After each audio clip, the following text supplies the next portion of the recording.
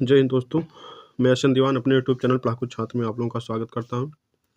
दोस्तों, हिंदी साहित्य के इतिहास से संबंधित 25 प्रश्नों को जो हम प्रश्नोत्तरी लेकर आए हैं, आज ये चौथी क्लास है। दोस्तों, इसके पहले की वीडियो आप प्लेलिस्ट में जाकर हिंदी साहित्य MCQ नाम की प्लेलिस्ट उसमें जाकर के देख सकते हैं। चलिए दोस्तों, हम लोग अपने प्रश्नोत्तरी की शुरुआत करते हैं। प्रश्न दिया गया नंबर 1, कबीर की भाषा को किस नाम से जाना जाता है? ऑप्शन दिया गया है ए खड़ी बोली, बी पंचमेल खिचड़ी, सी ब्रजभाषा, डी अवधी।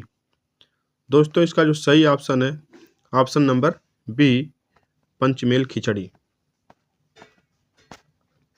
प्रश्न नंबर 2, रूपक को कितने भागों में विभाजित किया गया है? ऑप्शन दिया गया ए 5, बी 8, सी 10, डी 12।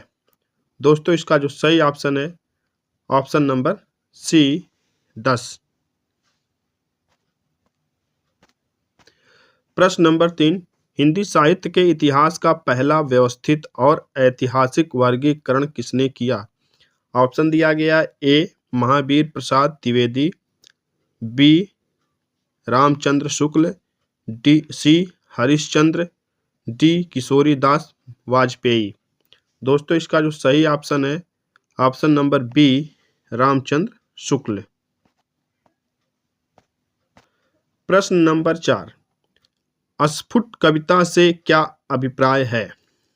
ऑप्शन है ए स्वतंत्र रूप से लिखी गई कविताएं, बी एक ही विषय पर आधारित कविताएं, सी बंधी हुई छंद रचना, डी गेय कविताएं। दोस्तों, इसका जो सही ऑप्शन है ऑप्शन नंबर ए स्वतंत्र रूप से लिखी गई कविताएं। प्रश्न नंबर 5, रीतिकाल में सबसे अधिक किस रस का वर्णन हुआ है? ऑप्शन दिया गया ए श्रृंगार रस, बी वीर रस, सी करुण रस, डी शांत रस। दोस्तों, इसका जो सही ऑप्शन है ऑप्शन नंबर ए श्रृंगार रस। प्रश्न नंबर 6, प्रसाद गुण किस प्रकार की काव्य विशेषता है? ऑप्शन है ए अलंकार की विशेषता, बी भाषा की सरलता और प्रवाह, सी रस की प्रबलता, डी नायक की वीरता। दोस्तों, इसका जो सही ऑप्शन है ऑप्शन नंबर बी भाषा की सरलता और प्रवाह। प्रश्न नंबर 7, चैतन्य महाप्रभु किस प्रकार की भक्ति के प्रवर्तक थे? ऑप्शन दिया गया ए ज्ञान मार्गी भक्ति, बी प्रेम और माधुर्य भक्ति, सी निर्गुण भक्ति, डी वैराग्य भक्ति।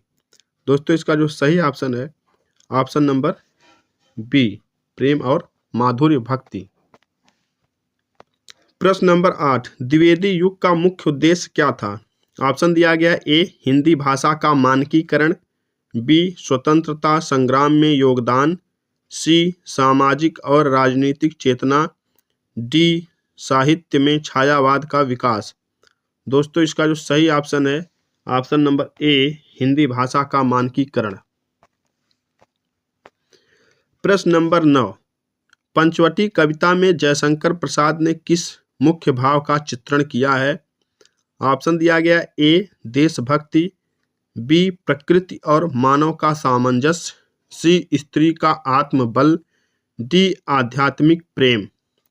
दोस्तों, इसका जो सही ऑप्शन है ऑप्शन नंबर बी प्रकृति और मानव का सामंजस्य। प्रश्न 10, मीराबाई की कविता में किस प्रकार की भक्ति भावना व्यक्त हुई है?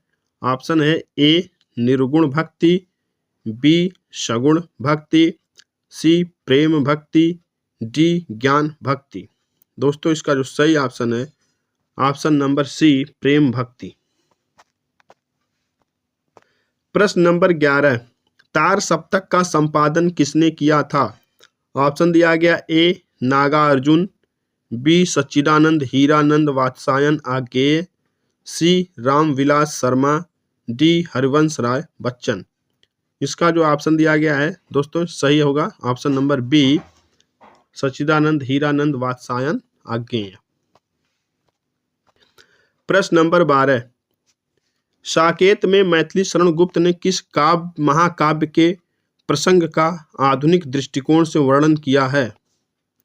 ऑप्शन दिया गया है ए महाभारत, बी रामायण, सी भगवत गीता, डी भागवत पुराण। दोस्तों इसका जो सही ऑप्शन है ऑप्शन नंबर बी रामायण। प्रश्न नंबर 13, पद्मावत में जायसी ने किस रस को प्रधानता दी है? ऑप्शन दिया गया है ए वीर रस, बी श्रृंगार रस, सी शांत रस, डी करुण रस। दोस्तों इसका जो सही ऑप्शन है ऑप्शन नंबर बी श्रृंगार रस। प्रश्न 14, गद्य को पद्य से अधिक प्रभावशाली मानने वाले हिंदी आलोचक कौन हैं?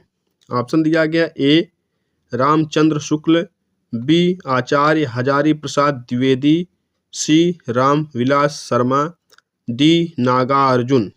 दोस्तों इसका जो सही ऑप्शन है ऑप्शन नंबर ए रामचंद्र शुक्ल। सॉरी दोस्तों, ऑप्शन नंबर ए सही है, रामचंद्र शुक्ल। प्रश्न 15, सूरसागर में सूरदास ने मुख्य रूप से किस ग्रंथ का अनुसरण किया है? ऑप्शन दिया गया ए भागवत पुराण, बी महाभारत, सी रामायण, डी वेदांत सूत्र।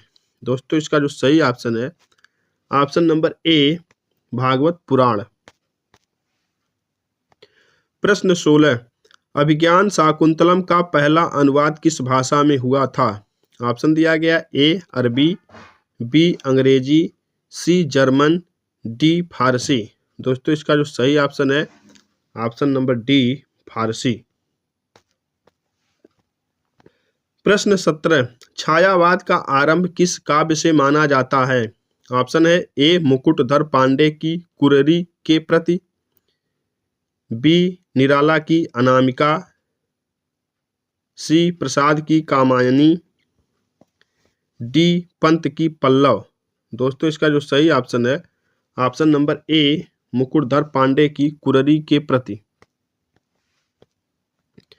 दासबोध ग्रंथ, प्रश्न नंबर 18, दासबोध ग्रंथ किस भाषा में रचा गया है और यह किसने लिखा है? ऑप्शन दिया गया ए मराठी समर्थ रामदास, बी हिंदी तुलसीदास, सी ब्रिज सूरदास, डी संस्कृत वल्लभाचार्य। दोस्तों इसका जो सही ऑप्शन है ऑप्शन नंबर ए मराठी समर्थ रामदास। प्रश्न नंबर 19, किस साहित्य काल में रसिक समाज की स्थापना हुई?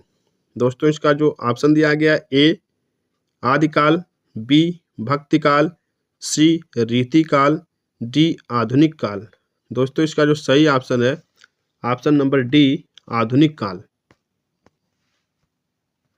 प्रश्न नंबर 20, हंस पत्रिका का संपादन किसने किया?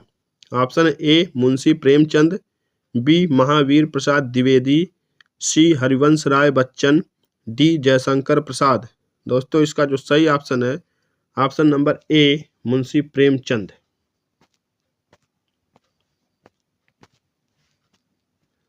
प्रश्न नंबर 21,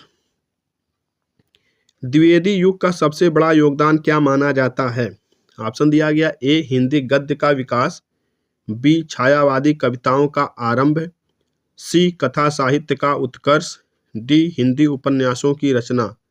दोस्तों इसका जो सही ऑप्शन है ऑप्शन नंबर ए हिंदी गद्य का विकास। प्रश्न नंबर 22, कविता की आत्मा किसे कहा गया है? ऑप्शन दिया गया ए रस, बी अलंकार, सी छंद, डी भाषा। दोस्तों इसका जो सही ऑप्शन है ऑप्शन नंबर ए रस।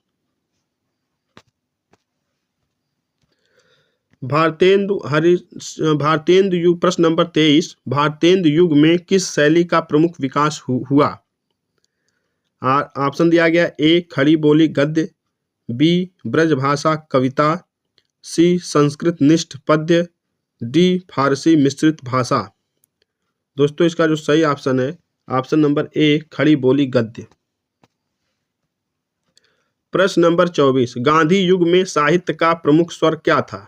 ऑप्शन दिया गया ए धार्मिकता, बी स्वतंत्रता संग्राम, सी श्रृंगार और प्रेम, डी रहस्यवाद। दोस्तों इसका जो सही ऑप्शन है ऑप्शन नंबर बी स्वतंत्रता संग्राम। प्रश्न नंबर 25। दोस्तों इस सेशन का इस प्रश्नोत्तरी का लास्ट प्रश्न है, कामायनी में कौन सा दर्शन प्रतिपादित किया गया है? ऑप्शन दिया गया है, ए योग और कर्म, बी भक्ति और प्रेम, सी सुख और दुख का सामंजस्य, डी ज्ञान और विज्ञान का संघर्ष। दोस्तों हमारे चैनल को लाइक करिए और सब्सक्राइब करिए डेली असेसमेंट, डेली स्व आकलन के लिए। दोस्तों इसका जो सही ऑप्शन है ऑप्शन नंबर सी सही है, सुख और दुख का सामंजस्य।